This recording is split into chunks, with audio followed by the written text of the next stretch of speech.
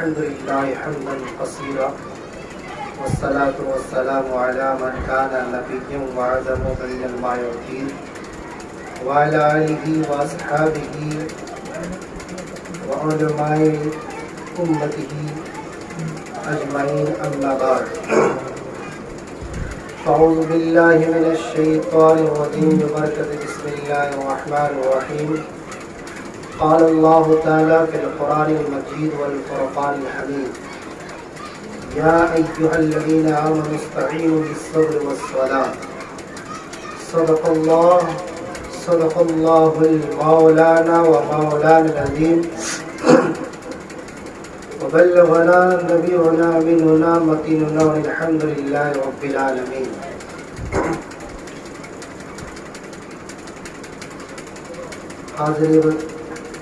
حاضرین بس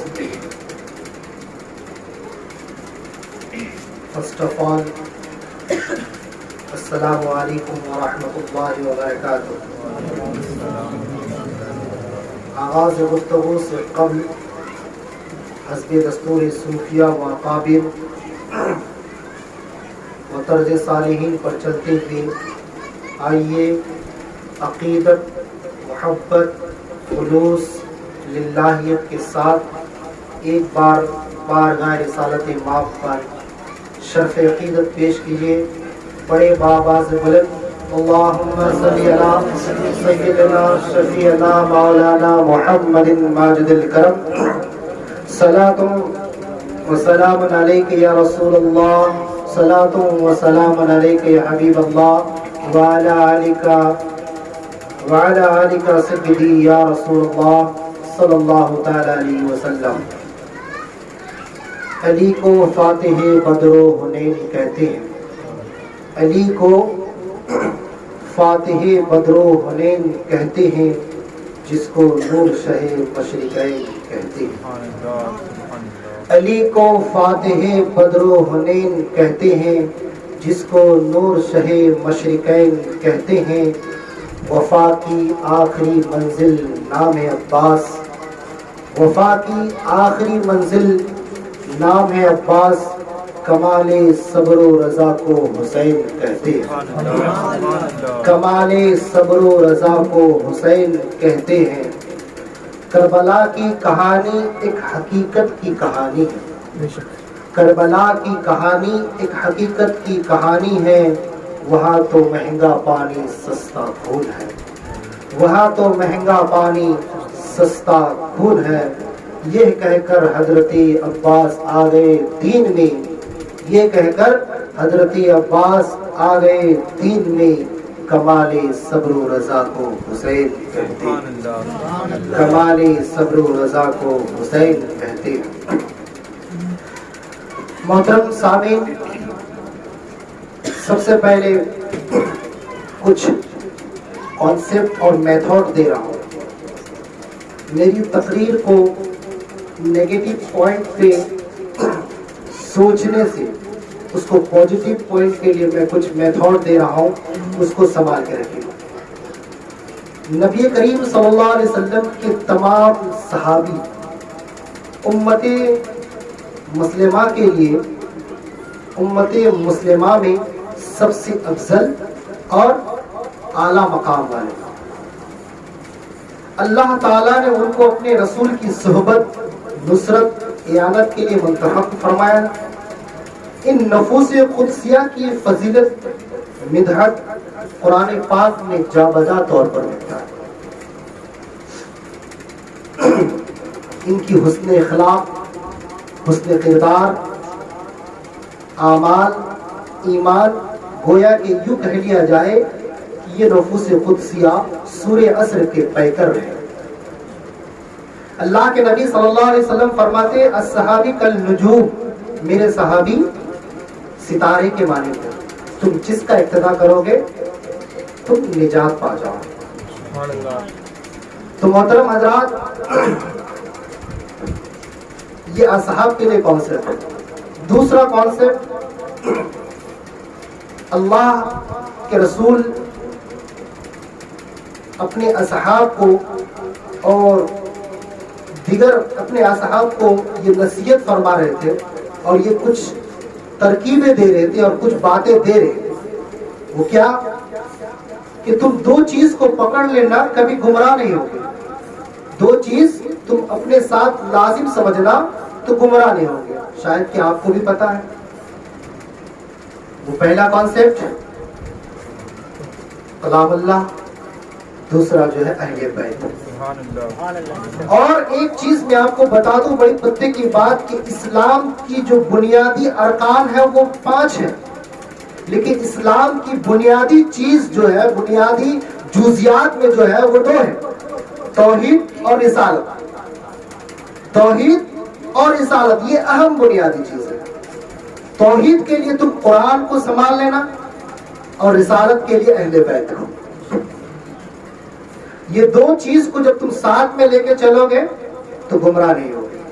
ایک سوال یہاں کھڑا ہوتا ہے کہ ایک کچھ لوگ ہیں جو آپ کے جھرمٹ میں, آپ کے قرب میں, آپ کے پاس 24 گھنٹہ رہیں, آپ کی صحبت سے بے شمار چیزوں کو سیکھے, دین اسلام کو بہت سیکھے, مگر آپ نے ان کو قرآن کا ساتھی نہیں بنایا بلکہ اہل بیت کو بنائے.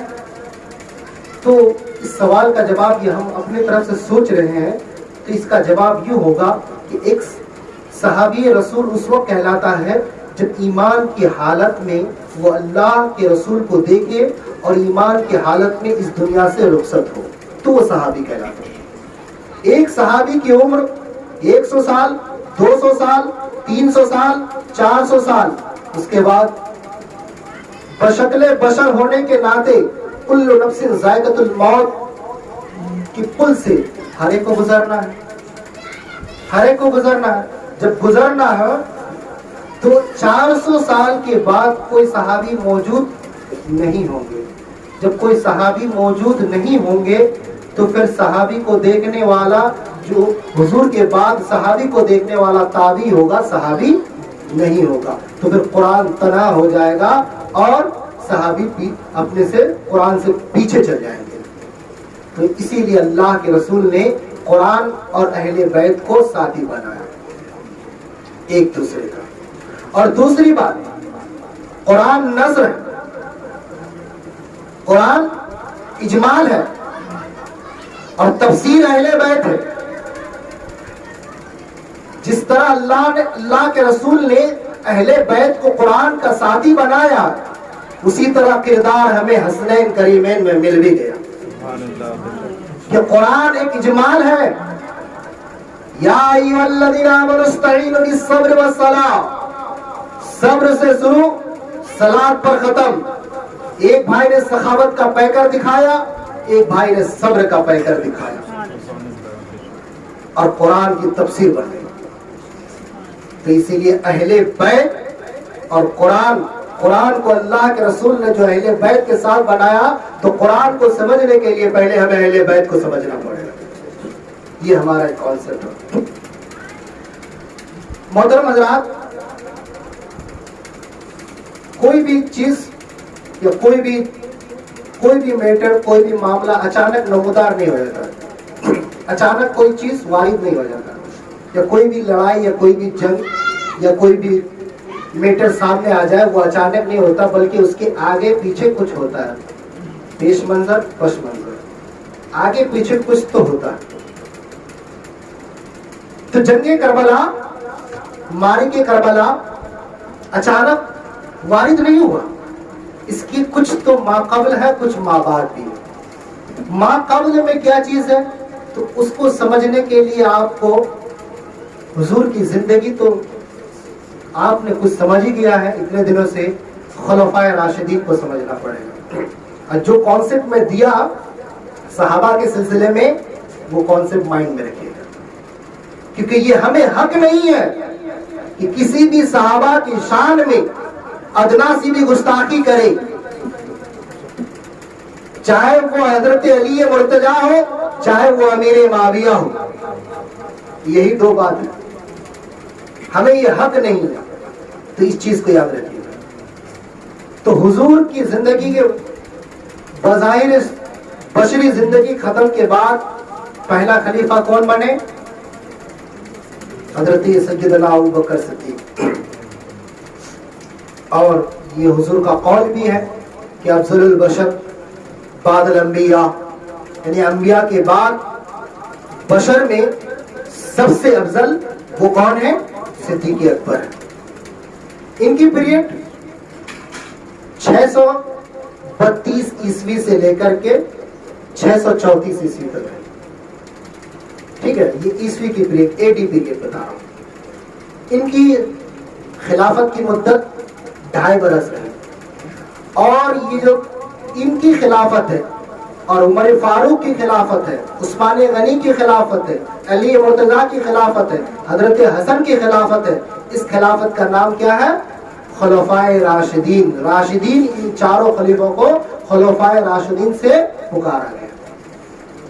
और इस खिलाफत के बारे में अल्लाह के नबी सल्लल्लाहु अलैहि वसल्लम फरमाए कि मेरे बाद 30 साल तक उसी तरह रहेगा मामला जैसा मेरी जाहिरी जिंदगी में था, यानी उसमें कोई हेराफेरी नहीं होगा। ये खिलाफत जो होगी, ये खिलाफत है राशिदा, अमन और शांति वाली खिलाफत कहलाएंगी। इसके बाद वाली मुल्कियत, बादशाहत आ जाएंगे। क्या आ जाएंगे? मुल्कियत, बादशाह जैसा किरदार रहेगा तारीख में वैसा रकम होगा। लेकिन 30 साल तक की जमानत आप सल्लल्लाहु अलैहि वसल्लम ने दी। तो पहला खलीफा सैयदना अबू बकर सिद्दीक रज़ियल्लाहु ताला अन्हु, जिनकी पीरियड रही 2.5 साल। दूसरा हजरत उमर फारूक जो के 10 साल रहे, जिनकी पीरियड शुरू होती है 634 से लेकर के 644 तक। 634 से लेकर 634 से लेकर के 644 तक ये पीरियड रहती है, यानी 10 साल। कितना हो गया? 12.5। कितना हो गया? 12.5। हजरत उमर फारूक कौन है? हजरत उमर फारूक वो है जिनके बारे में हुजूर नबी करीम सल्लल्लाहु अलैहि वसल्लम फरमाते हैं कि अगर मेरे बाद कोई नबी होता तो हजरत उमर फारूक होते। और हजरत और सहाबी मुरीद है, मगर उमर हजरत उमर मुराद है, ये वो सहाबी रसूल है। तो इनकी पीरियड रही 10 साल। तो इनकी हुकूमत में और सिद्दीक अकबर की हुकूमत में आपका ईरान, इराक, मिस्र, फिलिस्तीन, शाम, ये सारे के सारे फतुहात में आ गए थे। पहले इस्लाम में नहीं हुआ था, क्योंकि उस वक्त रोमन एम्पायर्स, जो रूम का मामला था, हुजूर सल्लल्लाहु अलैहि वसल्लम की हिजरत से पहले रूम का मामला भी था। रूम में क्रिश्चियंस को, जो मजूसी था, पर्शियंस था, वो लोग उस वक्त उस पर लड़ाई छेड़ दिए थे, जंग छेड़ा हुआ था। और उस पीरियड में 628 के पीरियड में रूम में ईसाई क्रिश्चियंस को बहुत मारा गया था। और उसी वक्त गोलेबत रूम, अलिफ लाम मीम गोलेबत रूम की आयत नाजिल हुई थी 610 के मुद्दत में। आप सल्लल्लाहु अलैहि वसल्लम जब ने फरमाया साहबियों से, सहाबाए किराम जब आपस में बोलते थे कि इंशाअल्लाह करीब रूम फतह हो जाएगा, रूम पर गालिब आ जाएंगे, तो कुफारे मक्का सहाबाए किराम को छेड़ते थे, क्या कह रहे हो, यहाँ तुम मारे जा रहे हो, तुम्हें हिजरत करना पड़ रहा है, वहाँ रूम में मारे जा रहे हैं क्रिश्चियंस।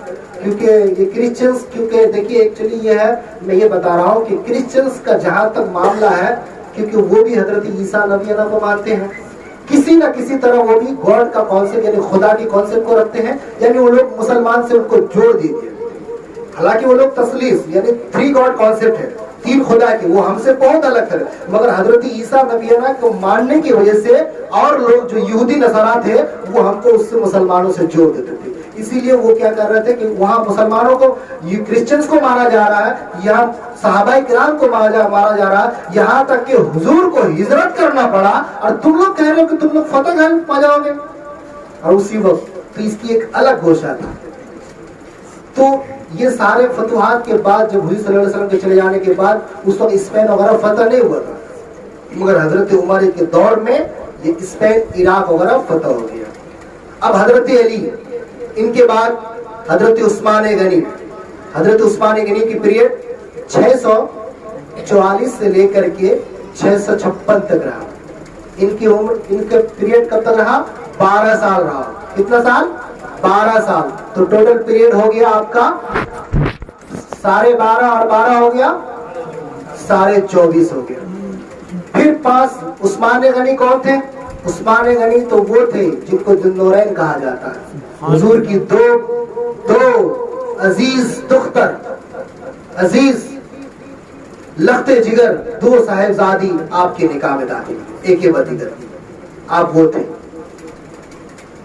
تو حضرت عثمان غنی کے بعد یہاں جو معاملہ یہیں سے آ کر کے اٹک گیا تاریخ میں. یہاں تک جو معاملہ تھا ٹھیک تھا. اب یہاں سے آنے کے بعد 656 عیسوی میں 656 عیسوی کے معاملے میں جب حضرت عثمان غنی کو بلیاویوں نے شہید کر دیا، اسی میں ایک جو ہے بوال کھڑا ہو گیا، ایک الگ رخ اختیار کر لیا. اب یہاں آ کر کے یہاں تک ابھی 24.5 سال ہے، ابھی اور باقی ہے، 5.5 سال اور باقی ہے. مگر یہیں آ کر کے معاملہ اٹک گیا.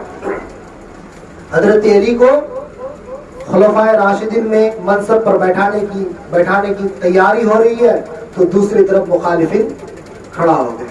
اب مخالفین میں کون کھڑے ہوئے؟ یہیں پر گروہ بنتا ہے، یہیں پر جماعتیں بنتی ہیں، یہیں پر فرقہ بن کر کے تیار ہو رہا ہے.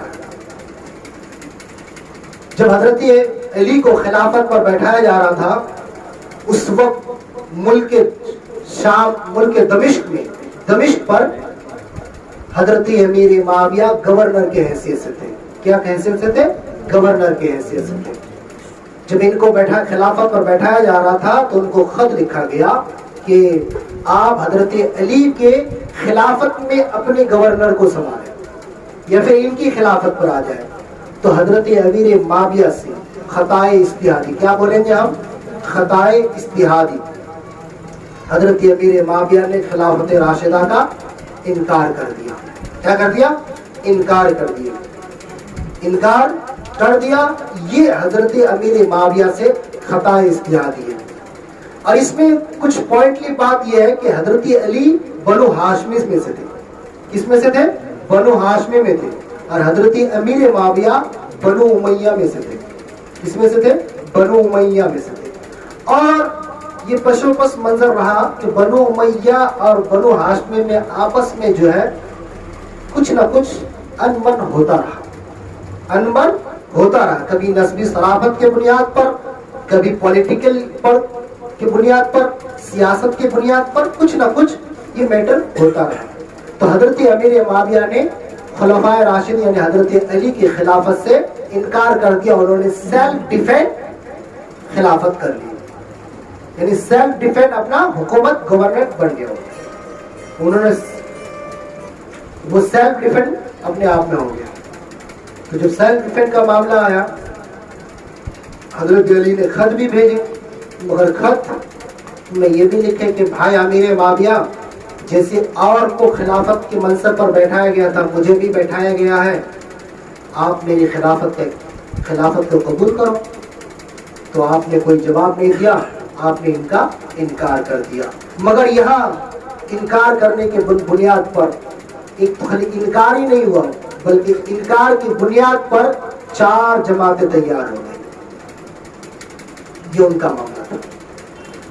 تو حضرت علی مرتضیٰ کو جب خلافت پر بیٹھایا گیا تو یہیں پر اور بھی جنگیں ہوئی، جس کو ایک جنگ جمل بولا جاتا ہے اور ایک جنگ صفین. یہ 2 جنگ قائم ہوئی. جنگ جمل میں حضرت عائشہ اور حضرت علی کے درمیان. اسی میں ایک فرقہ بنا جسے بولتے ہیں ہم خوارج. یہی وہ فرقہ تھا جو اور کتابوں میں لکھتے ہیں کہ حضرت علی حضرت عائشہ سے جنگ کرنے گئے. مگر میں کہوں گا بھائی جو جنگ کرنے جائے تو وہ اس کی حفاظت کیوں کرے؟ مگر جب بلیاویوں نے، خوارج نے آپس میں لڑا دیے تھے، 2 خیمہ دونوں طرف سے لٹکایا ہوا تھا، ادھر سے آگ کا گولہ مارا، پھر ادھر سے یہی خود آگ کا گولہ مار کر کے جب جنگ لڑا دیے، حضرت علی ننگی تلوار لے کر حضرت عائشہ کی حفاظت میں کھڑے تھے. جب ان سے جنگ کرنے گئے تھے تو حفاظت میں کیوں کھڑے تھے؟ تو یہ انہوں نے اپنی سے تاریخ گڑھی.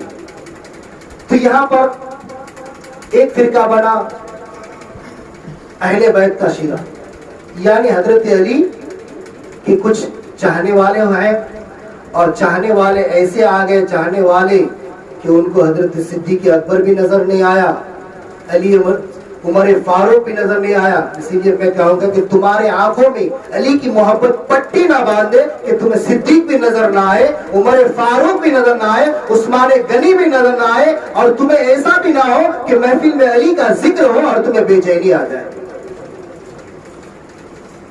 تو ایسا نہ ہو۔ تو کچھ لوگ ایسے بنے جو حضرت علی کے ایسے چاہنے والے ہوئے کہ حضرت امیر معاویہ پر طعن و تشنیع کرنے لگے، حضرت امیر معاویہ اور صحابی رسول پر طعن و تشنیع کرنے لگے، اور ایک جماعت تیار ہوئے حضرت امیر معاویہ کی طرف، جو ظاہراً تو بغض نہیں دکھاتے مگر اندرونی طور پر اہل بیت کے بہت بڑے باغی ہیں، بہت بڑے باغی ہیں، جن کی نشان دہی بھی کر دیا گیا تھا کہ وہ لوگ ایسے ہوں گے جن کے سر کے بال بہت چھوٹے اور داڑھی بہت لمبی، اور قرآن، نماز، روزہ، حج، زکوٰۃ کے ارکان کو تم سے زیادہ ادا کرے گا، تم سے زیادہ ادا کرے گا، اور قرآن کی جن آیتوں کو کفاروں پر فٹ کیا گیا تھا وہ تم پر فٹ کرے گا۔ اور یہ جماعت آج بھی موجود ہے، پہچان سکتے ہیں آپ۔ تو یہ جماعت ہے جو حضرت امیر معاویہ کی طرف، وہ اہل بیت کے پورا باغی ہو گئے، اور ایک جماعت بالکل الگ تھا، دونوں کے خلاف، نہ امیر معاویہ کی طرف نہ حضرت علی کی طرف، بلکہ دونوں کے خلاف، دونوں کو طعن تشنیع گالی گلوز کرنے لگے، جس کو ہم بولتے خوارج۔ یہ جماعت الگ سے تیار ہو کر کے سامنے آیا، اور یہی وہ جماعت ہے جس جماعت کی وجہ سے امت مسلمہ میں ایک افراتفری کا ماحول بن گیا تھا، اور ایک وہ جماعت کے سامنے آئی جس کو جو حضرت علی کی خلافت کو سر خم تسلیم بھی کیے، سر جھکائے بھی، اور حضرت امیر معاویہ کو الصحابی کا نجوم کے طور پر اپنی زبان کو لگام دینے میں واجب بھی ٹھہرایا کہ حضرت امیر معاویہ حضور کے صحابی رسول ہے، اور صحابی رسول کے شان میں ادنا سی گستاخی، اسلام سے خارج کا بھی معاملہ آ سکتا ہے، گمراہ بھی ہو سکتے ہیں، بددین بھی ہو سکتے ہیں۔ تو اپنے آپ کو ایک جماعت نے یہ لازم سمجھا کہ ہم حضرت علی کی خلافت کو قبول بھی کریں گے، اور حضرت امیر معاویہ کا جو معاملہ ہے ہم یہ جانتے بھی ہیں کہ حضرت امیر معاویہ نے خلفائے راشدین کا انکار کیا، اس کو ہم حق مانتے ہیں، ان کو ہم جائز مانتے ہیں، لیکن ہم حضرت امیر معاویہ کے خلاف اپنی زبان پر یہ دعویٰ بھی لگاتے ہیں کہ وہ صحابی رسول ہے، اور ہر صحابی رسول عادل ہوتے ہیں، کسی بھی صحابی رسول کے شان میں ادنا سی گستاخی بہت بڑے گمراہ اور بددین کہلائے گا۔ یہ وہ جماعت الحمدللہ اہل سنت کا ہے، اور یہ وہی جماعت ہے جس جماعت سے ہم بلانگ کرتے ہیں۔ تو یہاں سے بنا معاملہ۔ اب یہاں سے معاملہ بننے کے بعد حضرت علی کا خلافت 556 میں شروع ہو گیا، لیکن ایک بات یہ ہے کہ امیر معاویہ کی خلافت کی سٹارٹنگ خلافت تو نہیں، وہ ملوکیت کہلائیں گے، کیا کہیں گے، بادشاہت 661 میں ہے، لیکن وہ اس میں داخل نہیں ہے۔ خلفائے راشدین کے دور میں ان کی سیلف ڈیفینس ہے، جیسے ہندوستان میں مغل پیریڈ ختم ہونے کے بعد سیلف ڈیفینس ہو گیا تھا، نواب سراج الدولہ الگ ہو گیا تھا، ٹیپو سلطان الگ کر لیا، اور نواب لوگ الگ الگ کر لیا، پورے ہندوستان میں 1700 پیریڈ کے بعد کیا ہوا، سیلف ڈیفینس ہو گیا، جس کی وجہ سے انگریزوں کو چانس مل گیا تھا۔ انہوں نے کیا کیا، 1857 کی بغاوت سے پہلے پورے ہندوستان پر قبضہ کر لیا تھا، اور ہندوستان کا جو میٹیریل تھا وہ ٹرانسفر کر دیا۔ پھر 1857 کے بعد جو معاملہ وہ الگ ہوا تھا، یہی طور پر وہاں سیلف ڈیفینس ہو گیا۔ تو کیا ہو گیا، ملک شام، ایران، عراق، مصر، فلسطین، ملک شام یہ حضرت علی کی قبضے خلافت میں آ گئے، اور دمشق اور کوفہ وغیرہ یہ حضرت معاویہ کے ہاں اب بیٹھ گئے۔ اور حضرت علی کے 661 کے بعد 5 سال کی خلافت کے بعد 5 سال کی خلافت کے بعد کیا ہوا، حضرت علی کے اس دنیا سے شہادت کا موقع آیا۔ تو تو اسی وقت پر حضرت حسن 6 مہینے کے لیے خلافت پر آئے. مگر 6 مہینے کی خلافت کے لیے آنے کے بعد جب 6 مہینہ خلافت راشدہ مکمل ہوا، دیکھیے 30 سال کی بشارت دیے تھے. امام حسن چاہتے تو 3 مہینہ میں حضرت امیر معاویہ کو بھی دے سکتے تھے، 2 مہینے میں بھی خلافت دے سکتے تھے، حکومت ان کے حوالے کر سکتے تھے. مگر کیا ہوا؟ مکمل 6 مہینہ، اور 6 مہینہ ادھر 30 تک پہنچ جا رہا ہے. اللہ کے رسول کا وہ قول جو 30 سال تک جو حکومت رہے گی وہ حکومت میری زندگی کی جیسی ظاہری زندگی کی حکومت رہی ویسی ہی رہے گی. تو وہ 30 سال میک اپ ہوا. 30 سال کے بعد حضرت حسنین کریمین حضرت امام حسن رضی اللہ تعالی عنہ کیا کی؟ آپ نے سوچا کہ اگر یہ خلافت حضرت امیر معاویہ کے حوالے نہیں کرتے ہیں تو کیا ہوتے ہیں کہ آپس میں افراتفری کا معاملہ ہو جائے گا، امت میں انتشار پیدا ہو جائیں گے، قتل و غارت کا معاملہ آ جائے گا، قتل و غارت کا معاملہ آ جائے گا. پھر آپس میں امت کیا کریں گے؟ لڑائی کا اور انتشار کا معاملہ ہونے کی وجہ سے پھر افراتفری کا معاملہ آئے گا. تو حضرت حسن رضی اللہ تعالیٰ عنہ نے اس خلافت 6 مہینے کے بعد اپنی خلافت کو حضرت امیر معاویہ کے حوالے کر دیا. کن کے حوالے کر دیا؟ حضرت امیر معاویہ کے حوالے کر دیا. اور یہ امیر معاویہ کے حوالے کب ہوا؟ 661 میں. 661 میں کیا ہوا؟ 661 میں کیا کیا آپ نے؟ حضرت امیر معاویہ کے حوالے کر دیا. اب کرنے کے بعد حضرت امیر معاویہ جب تک اپنی پیریڈ کو چلائے جب تک ان کی خلافت رہی اس کے بعد آپ سے دوسری خطا اجتہادی کہ امور کے کچھ لوگوں کے کہنے پر، خلافت کے کچھ لوگوں کے کہنے پر، یا پھر آپ کے جو ماحول تھا اس ماحول کے بنیاد پر آپ نے کیا کیا؟ اپنے بیٹے یزید کو اپنا جانشین بنا دیا. لیکن جانشین بنانے سے قبل آپ نے ان کو نصیحت کی تھی کہ بیٹا حسنین کریمین یہ حضور کے نواسے میں سے ہیں، اہل بیت میں سے ہیں، یہ تمہارے ہاتھ پر بیعت نہیں کریں گے، ان پر جبر مت کرنا. اور انہوں نے یہ ایکسیپٹ بھی کیا تھا. بٹ کیا ہوا؟ جیسی وہ خلافت پر آیا سب سے پہلے مدینے کے گورنر کو خط لکھا کہ حضرت امام حسن، امام حسین اور زید بن ابوبکر اور دیگر صحابی رسول جو تھے ان کو خط لکھا کہ وہ ہمارے ہاتھ پہ بیعت کرے. اگر بیعت نہیں کرتے تو مدینے کے گورنر کو یہ حکم دیا کہ ان کو گرفتار کر کے میرے یہاں لایا جائے. اب یہاں سے یہاں کا معاملہ شروع ہوتا ہے. تو میرے دوستو مجھے یہیں تک بتانا تھا کہ کربلا تک آپ کو پہنچانا تھا، یہ پس منظر تھا. اب اس کے بعد انشاءاللہ آپ کو کوئی بتائیں گے، اگر حیات باقی رہے تو پھر ملاقات باقی رہے گی.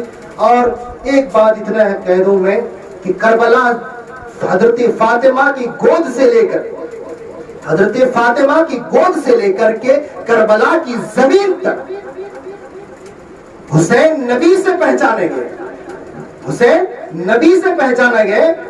اور کربلا کے بعد سے لے کر قیامت تک نبی حسین سے پہچانے جائیں گے، نبی حسین سے پہچانے جائیں گے. اور ایک بات یہ بھی یاد رکھنی ہے کہ کربلا کی زمین پر حضرت علی اصغر کی تاریخ اٹھا کے دیکھ لی کہ آپ کو کبھی فرش پر سلایا نہیں گیا، کبھی حضرت زینب کے گود میں، کبھی حضرت صاحبانوں کے گود میں، کبھی حضرت سکینہ کے گود میں، کبھی حضرت حسین کے گود میں آپ گود پہ رہے. جب سب تھک گئے تو جھولے پہ دیے مگر فرش پر نہیں سلایا گیا. اس کی واحد وجہ یہ خوف تھا، یہ اندیشہ تھا، یہ ڈر تھا کہ کہیں ایسا نہ ہو جائے کہ انہی کے جد امجد، انہی کے سگے دادا جو حضرت اسماعیل نے اپنی ایریوں کی رگر سے آب زمزم تیار کر دیا، کہیں علی اصغر کی ایریوں کی رگر دوسرا آب زمزم نہ تیار کر دیا. یہ سلاح دیا کیوں؟ یہ پاور آئے کہاں سے؟ اور یہ ہو کیوں نہیں سکتا؟ جن کے خاندان کے بعد والے انا ساگر کو کوجے میں سما سکتا ہے تو پھر حسنین کریمین کا معاملہ کیا ہے؟ میرے دوستو انہی چند کلمات کے ساتھ، کیونکہ مجھے عنوان اور ایک بھی دیے، عنوان جو دیا گیا ہے وہ میں اگر ہو سکے تو 10 منٹ اس پر بھی بول دوں. 10 मिनट खाली उन्वान जो दिया गया था, मैं उस पर क्योंकि एक्चुअली तैयारी नहीं कर पाया, मेरी तबीयत खराब थी, 10 मिनट की बोल पाया और मैं मोहब्बत में आया हूँ, वरना मैं नहीं आ पाता। तबीयत बहुत खांसी भी आ रही है, लेकिन इस तरह बोल। तो मोहतरम, मैं ये कह रहा हूँ कि हजरत इमाम हसनैन करीमैन की परवरिश, उनका बचपना कैसा रहा, ये एक सबसे बड़ा, इस महीने में एक सबसे बड़ा मेथड हमारे सामने, एक सीखने की चीज है कि उनके नाम पर ये करना तो बड़ी बात नहीं है, गौसी आजम का नारा लगाना कोई बड़ी बात नहीं है, मगर उनकी सवाराए हयात को देखते हुए, उनकी जिंदगी पर देखते हुए उनकी जिंदगी पर चलना बहुत बड़ी बात है। हजरत फातिमा ज़हरा रज़ी अल्लाह ताला अन्हा, खातून जन्नत, वो औरत जिनके लिए लिबास जिब्रील अमीन जन्नत से लेके आते थे। हसनैन करीमैन वो जात है जिनके लिए लिबास जन्नत से लेके आते हैं।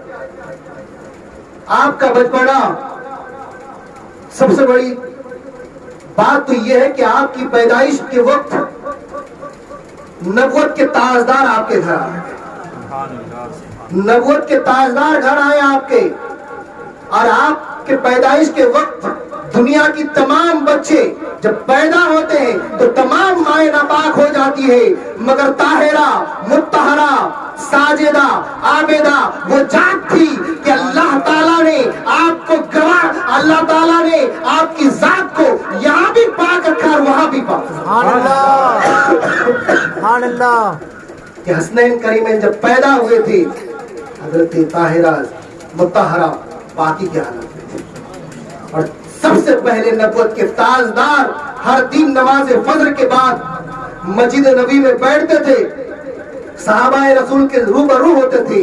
अचानक आप उठते हैं, हजरत अली को लेते हैं और चल देते हैं। चलने के बाद आते हैं, दरवाजे पे रुकते हैं, ए अली आप रुक जाओ, मैं अंदर जा रहा हूँ, क्योंकि आपके घर में कोई आए। अंदर घुसते हैं, अंदर घुसने के बाद जब आप हजरत अली को खड़ा कर देते हैं तो हजरत अली खड़े रहते हैं। इतने में सिद्दीक अकबर, उमर फारूक, उस्मान गनी देखते हैं कि हुजूर चल दिए तो आप लोग भी पीछे पीछे आने लगते हैं। इतने में हजरत अली दरवाजे पे खड़े रहते हैं। हजरत अली बोलते हैं रुक जाइए, हुजूर ने मना फरमाया कि कोई अंदर ना जाए। जब आप हुजूर लौट के आ रहे हैं तो चेहरा ऐसा चमक रहा, ऐसा चमक रहा है गोया पूरा नूर समा गया हो। सुभान अल्लाह। हसनैन हजरत हसन को, हजरत हुसैन को देखने के बाद, 5 शाबान को हजरत हुसैन को देखने के बाद चेहरा ऐसा चमक रहा है कि देखते ही पता चल गया कि आज नूर फिर से नूर में बदल गया। सुभान अल्लाह।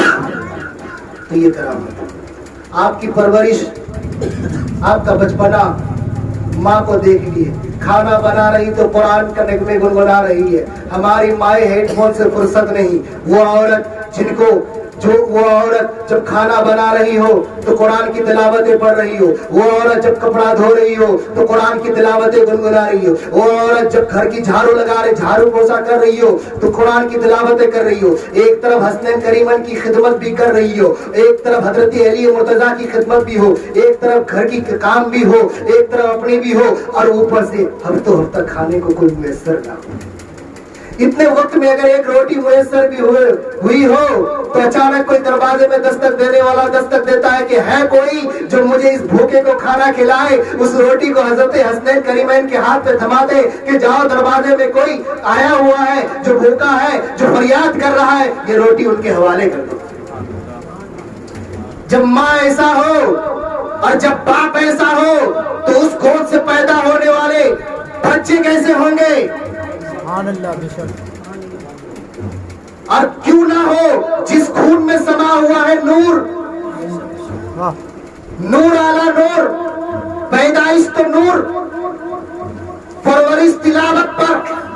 साथी अहले बैत ऐसे नहीं बनाया गया है, कुरान को जुज ऐसे नहीं दिया गया है। बचपना कुरान से, खेलने के दौर में कुरान से, जवानी कुरान से, और तो और पूरी जवानी के बाद जब आखिरी दम तक आया तो कुरान ने कहा या अय्युहल्लज़ीना आमनुस्तईनु बिस्सब्रि वस्सलाह, सब्र से शुरू और सलात पर खत्म। बाप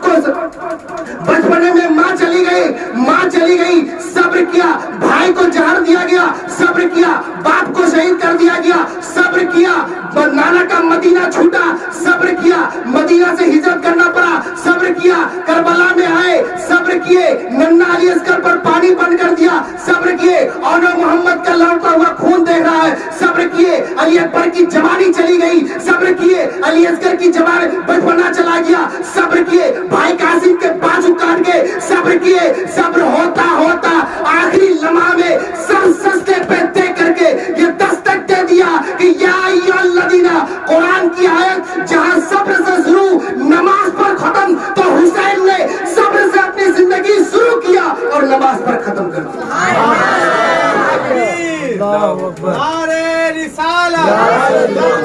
قتل حسین اصل میں مرگ یزید ہے، قتل حسین اصل میں مرگ یزید ہے، اسلام زندہ ہوتا ہے ہر کربلا کے بعد، اسلام زندہ ہوتا ہے ہر کربلا کے بعد، اسلام تیری نبض نہ ڈوبے گی حشر تک، اسلام تیری نبض نہ ڈوبے گی حشر تک، تیرے رگوں میں ہے چھایا خون حسین کا۔ وآخر دعوانا الحمدللہ رب العالمین، استغفر اللہ ربی من کل ذنب و اتوب الیہ۔